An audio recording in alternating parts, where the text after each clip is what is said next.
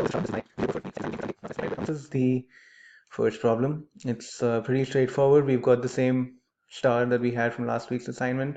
The only thing that we need to do was specify the colors right on the edges over here. So, the interpolation takes care of everything else. So that's pretty straightforward.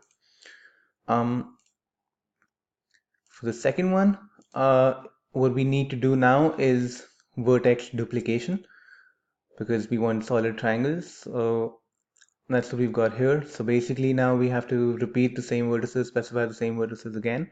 That's the only change that happens over here. And so the size over here also gets updated in the exact same way. But other than that, everything else is pretty straightforward and pretty normal.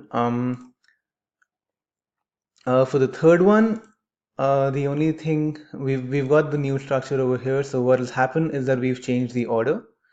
So the reason why it wasn't working was that we also needed to update the input layout. So originally it was position and then color. So we've changed it now. It first accepts the color and then the position.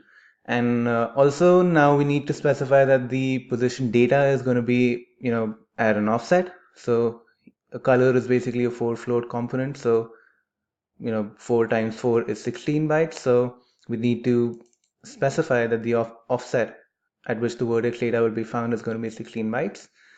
That's the only thing. So once you do that, the demo should run fine. Yeah, takes a second. Yeah. Yes, all right.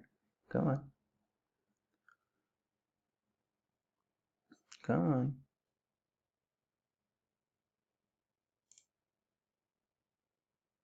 And there it is. All right. So that's that. And finally, this is the large coding problem where we actually had to write the shader. So let's just get right to it. This is the color. It stores now 2 colors right here. This is our simple vertex structure with a color number. And yeah, just let this run for a sec. There you go.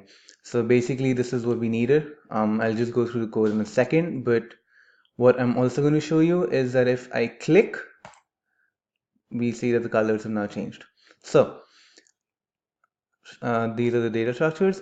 In here, first of all, again, it's the input layout that we change.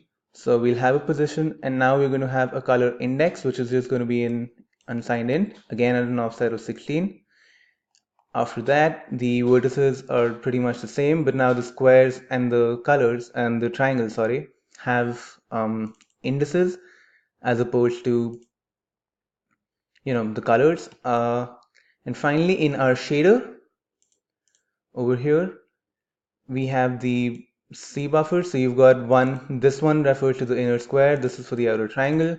The vertex shader will take the position and the color index and just simply pass them along to the pixel shader. The pixel shader, once it gets it, it'll see what color index it gets, and accordingly if it's 0, it'll return yellow, which is for the inner square. If it's 1, it'll return red, which is for the outer triangle. Or that is because right now we've got red and yellow stored over in here. Finally, yeah, this is pretty straightforward. So here we go. So we had this yellow and red. That's what you saw initially. And then on mouse up, if I change the colors to black and white, that's what's going to happen. So I'll show you this one more time. If this thing builds, it really takes a lot of time. All right, so yellow and red originally, and click, now it's black and white, which is what it was, and on mouse up. So that takes care of the code. I can also, I think, probably answer, this is a good time to answer the other questions. Difference between constant buffers and shader constants. So constant buffers are actually the data buffers that we create on the GPU to store data. And of course, we get a handle to them on the CPU. Shader constants are variables in the shader code, and they get populated by data coming in from the constant buffers. And of course, the constant part of constant buffers is just that, they're constant during one execution. So we saw over here that right now, as long as it's yellow and red, every frame will be yellow and red, but the data inside these buffers can be changed at runtime, and which is what we did here. But the main difference is that this constant buffers are the actual resources, the structures that actually store the data, and the shader constants are those references in shader codes. They get populated by the data coming in from the constant buffers. And for the last question, sorry, for the last question, the only reason why we're getting this instead of this is because the only vertex data that we're passing in is these three triangles, is this triangle. So all the interpolation that's going to happen is only happening in this region and not here. So the code is working. You do see that you're adding more white as you move away from the center, but at the same time, the boundary, or if you will, of the code is just up to these three triangles. So that's why we're seeing that instead of what we want. So we need to pass in the entire vertex data to see what's going on there. So that was it. Thank you so much for watching, and until next time, bye bye.